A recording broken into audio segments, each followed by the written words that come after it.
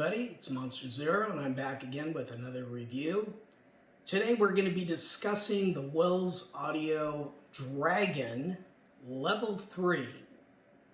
This is the first tube amp that Wells Audio has ever made, and they were kind enough to send this out to me so I could have a listen to it and tell you what I think about it. Before we get started, let's take a look at the top, the front, and the back of the Wells Dragon.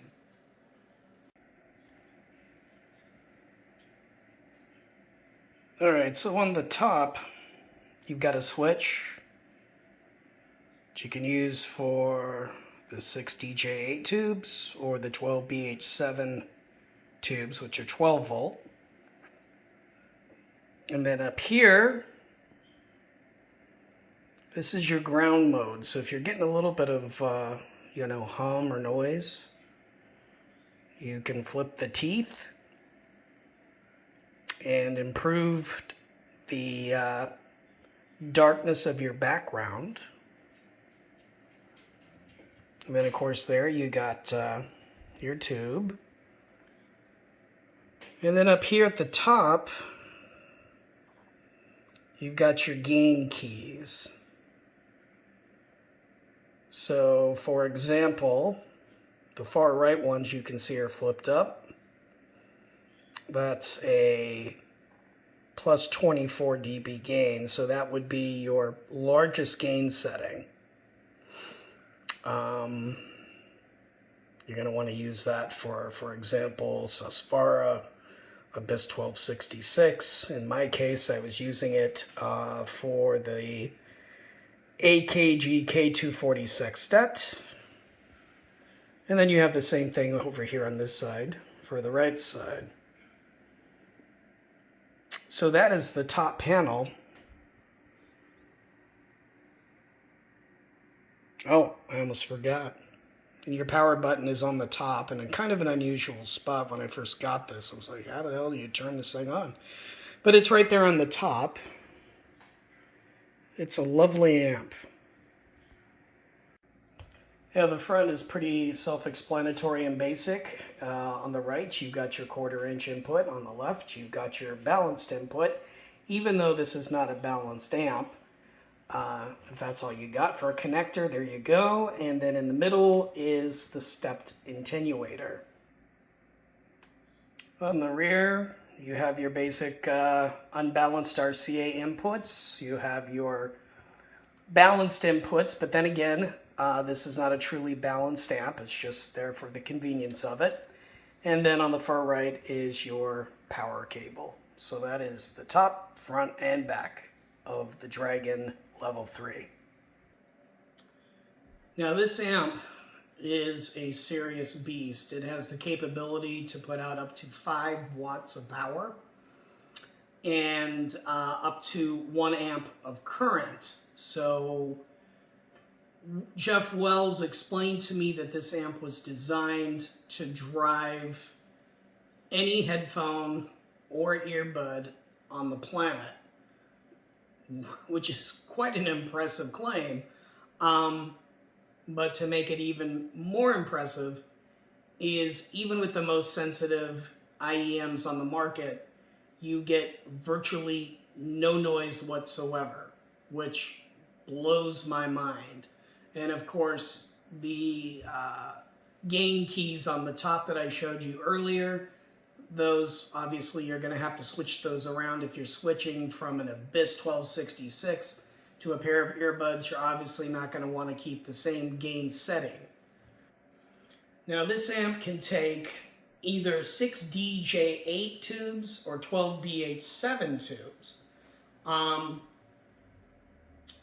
Now me coming from having my Glen OTL, and I'm used to rolling tubes like there's no tomorrow, I asked Jeff, I said, hey, what has been your experience with tube rolling?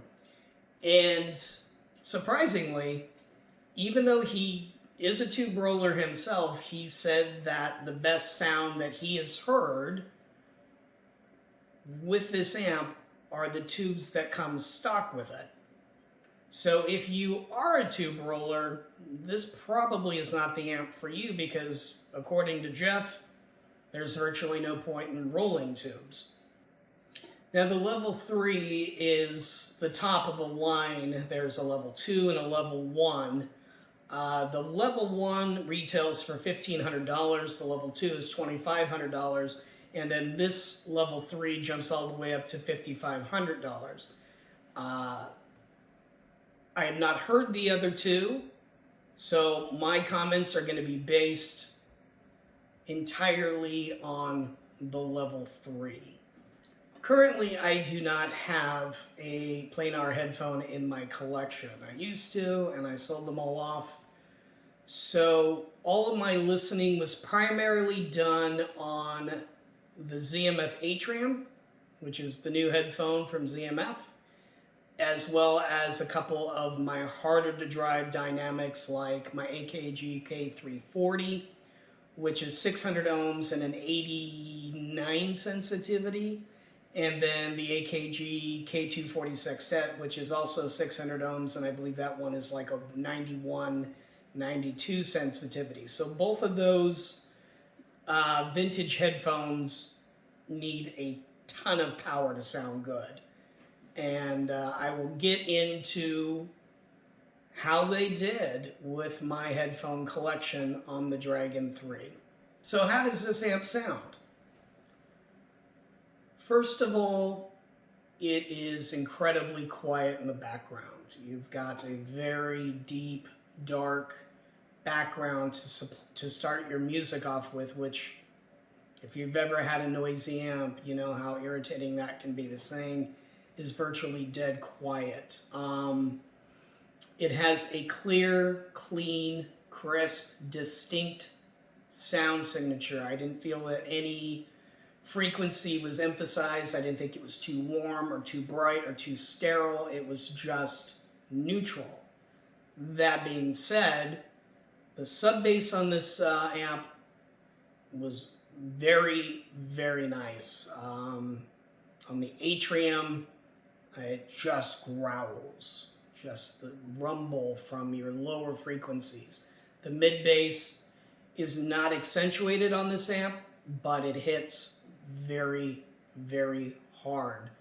The staging, now again, I'm coming from my Glen OTL, and the staging width on the Dragon is actually a little bit wider than on the Glen, which kind of surprised me.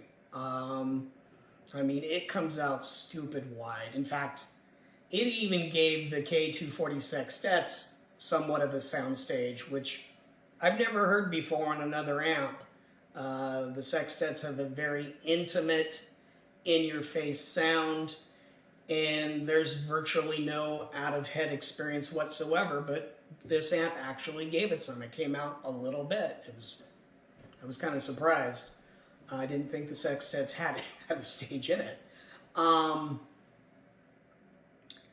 The height, the verticality, up, down, was equally as impressive as the width. In fact, it was probably a little bit taller and lower in the staging than my Glen. Now, where the Glen did have the advantage was in the depth. I was getting a little bit of depth on this amp, but not to the extent of what a good OTL can give you. So if you're looking for an ultra deep 3D holographic sound, I wouldn't call that the strong suit of this amp, but I've never heard an amp do holographic staging unless we're talking about an OTL. And this is not an OTL, this is a tube hybrid. So in its place, instead of having that ultra deep 3D, what you had is you had a very fast sound. This amp is killer with rock, killer with metal.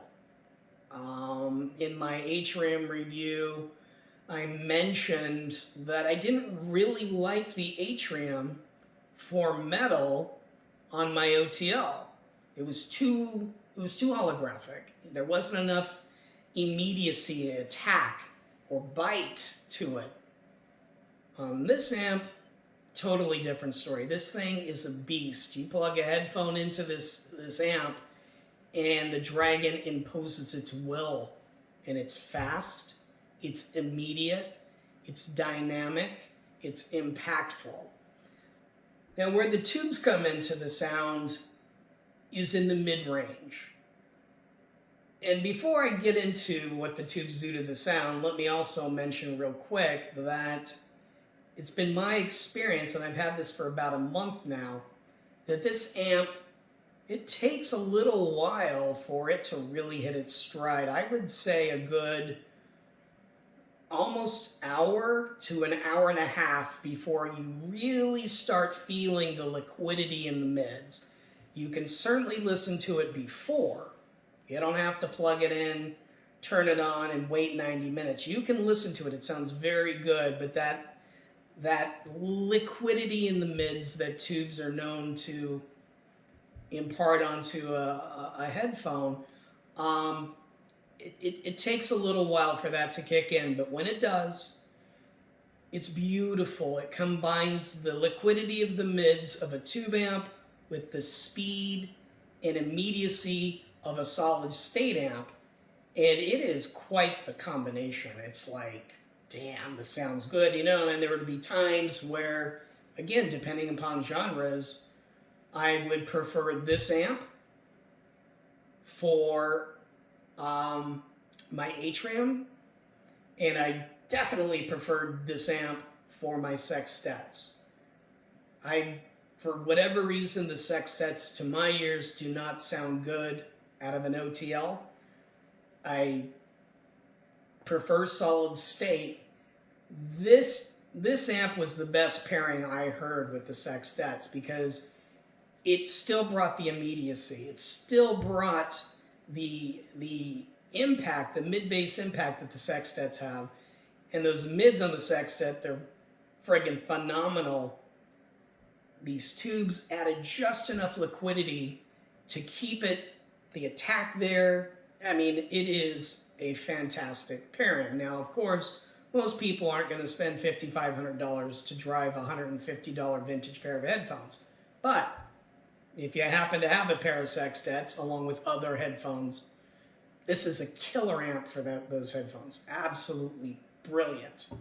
You know, I've been a OTL guy for pretty much since I've been into this hobby. The very first amp that I ever bought was a Wu Audio WA2.